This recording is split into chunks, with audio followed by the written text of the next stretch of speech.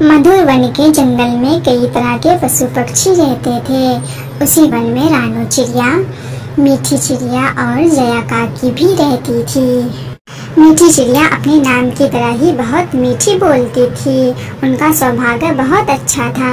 वो अपने से छोटे पक्षियों से बहुत प्यार और नरम से बातें करती थी और अपने से बड़ों की बहुत आदर और सम्मान करती थी। मीठी चिड़िया अपना घोंसला जामुन के पेड़ पर बनाए हुई थी और वो उसी घोंसले में रहती थी। जया काकी बहुत ही अनुभवी और समझदार थी। उनका मिजाज थोड़ा सख्त था और अपने सारे नियमों का पालन करती थी। जंगल में जो भी छोटे और बड़े मामले होते पक्षियों के साथ वो जया काकी के पास जाकर ही अपना मामला सॉल्व करते और जया काकी सभी को एक नज़र से देखती और सबके हक में बेहतर फैसला करती। जया काकी का घर बरगद के सबसे ऊंचे वाले पेड़ पर था। रानू चिड़िया जो बहुत ही ज्यादा समझदार थी, वो हमेशा नया कुछ करने के बारे में ही सोचती रहती थी। वो अपने घर को सुंदर सुंदर फूलों और पत्तों से सजाती थी। उनका घोंसला और घर दोनों बहुत ही ज्यादा खूबसूरत था। एक दिन मधुर वन में बहुत तेज तूफान आया। हवा इतनी तेज थी कि कई पेड़ को तोड़ दिए और कई पक्षियों के घर को नष्ट कर दिए। मीठी चिड़िया का घोंसला जो जामुन के पेड़ पे था, वो जामुन के पेड़ से नीचे गिर करके टूट गया। मीठी चिड़िया जल्दी से बरगद के पेड़ पर जया काकी के घर पहुंचती है। जया काकी, मैं बर्बाद हो गई हूँ। मेरा सब कुछ इस तूफान के साथ बह गया है। मेरे पास रहने के लिए अब कोई घर नहीं है। इस तूफान ने तो मेरे घोंसलों को पेड़ से नीचे गिरा करके तोड़ दिया है। अब मैं क्या करूँ और कहाँ जाऊँ? मीठी, इसमें रोने वाली क्या बात है? ऐसे रोया नहीं करते मेरी बच्ची, तुम चुप कर जाओ। हम सब मिल करके एक घर तुम्हें बना करके देंगे। लेकिन हाँ मीठी, अगली बार घर बनाते समय लकड़ियों को मजबूती से बांधना होगा।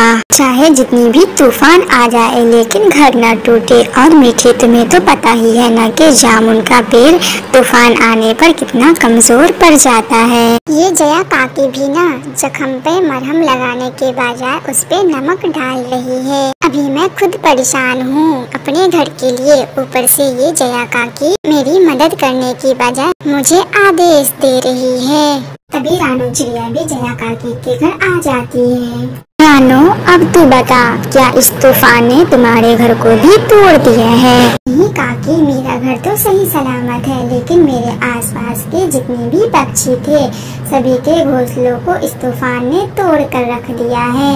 मीठी, तुम परेशान न हो, हम सब मिलकर तुम्हारे बारे में कुछ सोचते हैं। हमारे पास कुछ मजबूत लकड़ियाँ और सुंदर और नरम तिनके बचे हुए हैं। चलो चलकर तुम्हारे लिए हम घोंसला बनाने में तुम्हारी मदद करते हैं। रानू, जरा ठहरो, घोंसला बनाना इतना आसान काम नहीं है। पहले हमें ये देखना होगा कि हमारे वन में कौन कौन से पेड़ ज्यादा सुरक्षित और मजबूत हैं। उसके लिए हमें एक कमेटी बनानी होगी ताकि सभी पक्षियों का वो कमेटी ख्याल रखे और अपनी निगरानी में सारे काम करवाए। लेकिन काकी, मुझे अभी तो घर बनाना बहुत जरूरी है। अच्छा काकी, अब मैं मीठी के घर बनाने के लिए जाती हूँ। कुछ पक्षियों को साथ लेके पहले हम इनका घर बना करके दे देते हैं, फिर हम कमेटी बनाने के बारे में कोई प्लान बनाएंगे। कल सुबह हम सारे पक्षी आराम से बैठक करके योजना बनाएंगे। फिर रानू चिड़िया मीठी चिड़िया दोनों वहाँ से चली जाती है। जया काकी तो गुस्से से लाल पीली हो रही थी। आजकल के बच्चे को ना जाने क्या हो गया है, वो तो बड़े बूढ़ों की बातों को सुनते भी नहीं हैं, सब अपनी मनमानी करते हैं। रानू चिड़िया, मीठी चिड़िया और एक दो पक्षी सब मिलकर घर बनाना शुरू कर दिए। पुराने घर की कुछ लकड़ियाँ और नई मजबूत लकड़ियाँ, सारे लकड़ियों को मिलाकर कुछ ही देर के बाद वो घर बनकर जामुन के पेड़ पे तैयार हो गया। दोस्तों, आप सभी का बहुत बहुत शुक्रिया जो आपने हमारी मदद की और इतनी जल्दी में हमारा घर बना करके तैयार कर दिया। अगले ही दिन जया काकी ने मधुर वन में एक बैठक की और उसने बताया कि तूफान और बारिशों से अपने घर को कैसे सुरक्षित रखे और जंगल में जो भी नियम है सारे पक्षी उस नियम का पालन करें। मीठी चिड़िया और रानू चिड़िया ने सभी पक्षियों के बताया कि इमरजेंसी में अगर घर बनाना हो तो वो मजबूत लकड़ियाँ और तिनका कहाँ से लाए और कैसे जल्दी में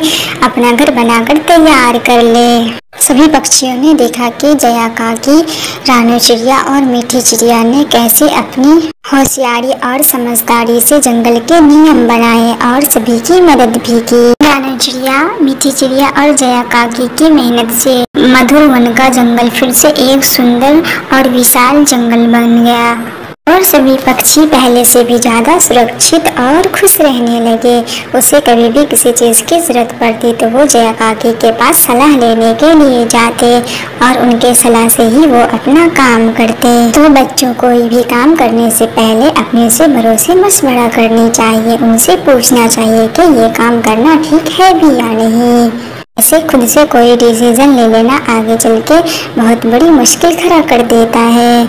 आप सबका धन्यवाद।